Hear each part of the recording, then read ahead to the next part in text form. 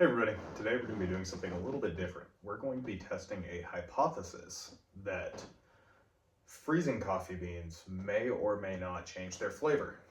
I personally am going to guess that freezing coffee beans will not change their flavor, but we'll find out. So to explain why we're going to do this, I think we have to go back to when I was a kid. When I was a little kid, I tried Folgers pre-ground canned coffee. I was probably like 8 or 9, and I had it made in a Mr. Coffee. So it was super watery. The coffee was stale. It was really gross, and I was a little kid, so my palate hadn't developed to the point that coffee tasted good to begin with. So I just assumed that I didn't like coffee because it was kind of terrible. Well, fast forward to when I was probably 18 or so. I went to a coffee shop with a good friend of mine who I'll actually be talking about a little bit later. And he was a little bit older than me. He drank coffee, so I got some coffee as well, and I was blown away at how good it was. The difference being that they roast their own beans, it's all fresh, they grind their beans and then immediately brew. They use proper water temperature, higher quality water, like all of the things that you need to do to make good coffee, or that you can do to make good coffee, I should say. And so for me, it was just night and day, and that's set me down this path of looking for really good coffee. Now it's been about 10 years or so, I think a little bit more. And I've tried a bunch of different kinds of brewing methods. I've tried like espresso, Chemex, pour over, French press. There's a couple other kinds. I've tried different kinds of coffee, light roasts, dark roasts, single origin blends, all sorts of kind of stuff. And all of this is to try to find coffee that I really like. Now, I wouldn't say I'm necessarily a coffee connoisseur. We'll get into that a little bit later. But I I do like coffee. I do like my coffee, and I have my coffee that I like, and I know how I like to make it. So I was talking to that same friend that I'd referenced earlier more recently. Now, he's worked in the coffee industry, and he's the kind of person who just has a scientific mind, a scientific disposition, and he's someone who doesn't like to just learn the process. He likes to learn the why behind. So he he knows coffee very well, better than I do. And not to imply that I know coffee super well, but I know coffee relatively well, and my buddy knows coffee a lot more or a lot better than I do. So he and I were talking, and we're actually talking about something totally unrelated, but using pour over coffee became a very solid analog for whatever scientific thing it was we were talking about. I don't remember. And it had come up a couple of times, and so from there I just asked him like, hey, how do you store your coffee?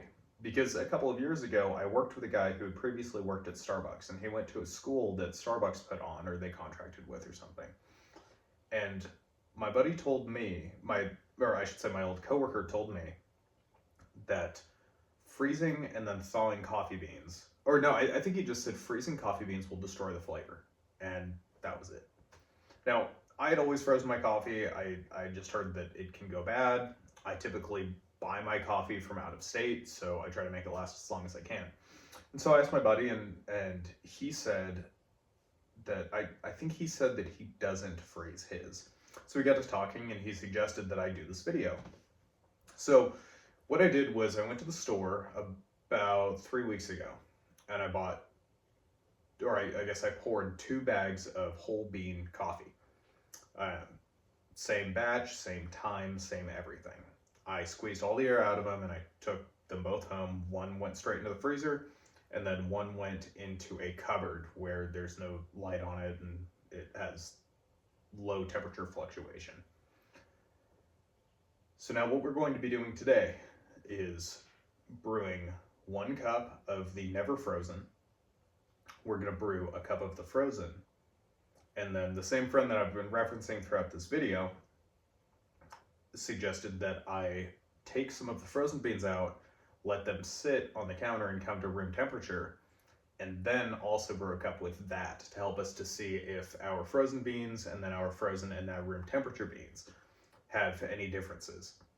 So right off the bat, I personally don't think that there's going to be any difference. I think they're all going to taste about the same, or with as much difference as one would expect between one cup and another cup if you're not using very precise methods, or maybe the difference that you would expect using, I don't know, slightly different kinds of water or something like that. Overall, I don't think that there's going to be much of a taste difference. Now, you may be thinking to yourself, well, why are you even talking about this if you don't think there's going to be a difference? Maybe there's a difference and you'll miss it. Well, here's why. Well, I'm not like a coffee connoisseur or a coffee sommelier, if that's a thing. I have had a fair amount of different kinds of coffee. Typically, I have like 4 different kinds of coffee on hand at any time, and I cycle through them. So I've had a lot of coffee over the years. And I've been paying attention to what I do and don't like in my coffee. So again, I'm not some kind of crazy connoisseur. I've never gone to a coffee tasting, but I do know what I like and I do know what I don't like. On top of that, I drink wine, and I have friends who drink a lot more wine than I do and are very into it. And so I've learned how to taste wine, and you can give me 2 Cabernet Sauvignons and I can tell you the differences between the 2 and how they're different from like a Toscano or something like that. Again, I'm not a sommelier, I'm not like a crazy wine snob, but I do enjoy drinking wine. And so I think that I do have some level of palate discernment, or somewhat of a discerning palate maybe.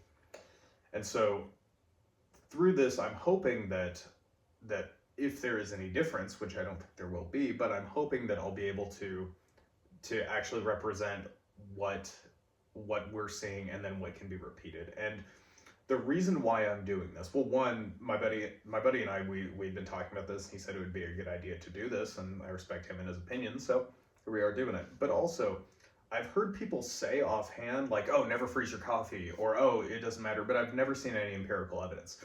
So the whole point of this is to actually do the testing, show how I'm doing the testing, and then I'll be able to say, well, it is this way or it is not this way in my experience, and here is what I did. So I'm not just some random guy on the internet who's just saying some shit that I heard somebody say at some point that's just parroted from somebody else, and I'm trying to pass it off as gospel. So clearly this doesn't upset me at all, and clearly anyway. Yeah, so I think that's pretty much it for this video. The next couple of videos we're going to get into brewing and then actually drinking and coming to a conclusion on this. So thank you for sticking around for this, and the more interesting parts are going to be forthcoming.